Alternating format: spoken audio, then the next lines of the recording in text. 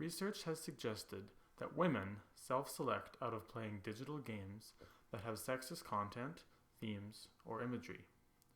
However, assuming a homogeneous, gender-based response does not account for the diversity of identities within the gender group.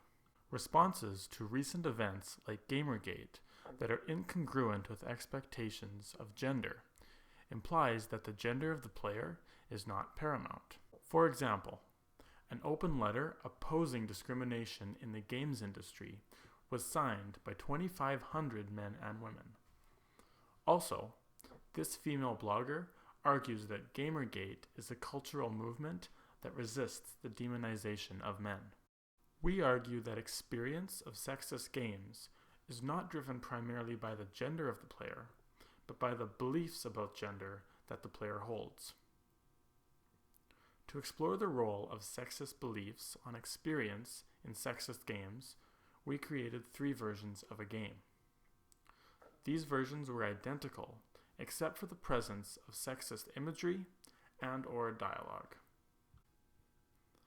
The first version of the game was neutral in gender, for both imagery and dialogue.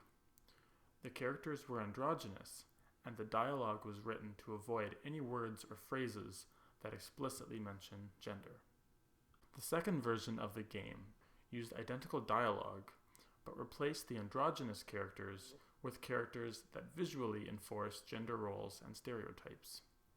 For example, the brave, strong knight and the sexy, scantily clad harlot. The third version of the game added sexist dialogue onto the gendered visuals.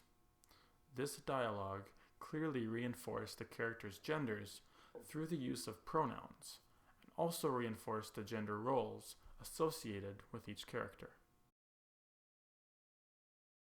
We show that enjoyment of sexist games is not predicted by gender, but by the pre-existing sexist beliefs of the players. We found that avatar identification is the pathway through which enjoyment is facilitated in the game. Identification with the avatar decreases with a decrease in sexist beliefs, and lower identification translates into lower game enjoyment. Furthermore, we found that sexism in games harms experience for people who do not hold sexist beliefs, but does not improve experience for those who do. We show that in terms of identification, there is no benefit for games to include sexist content. It only reduces experience for players who do not hold sexist beliefs.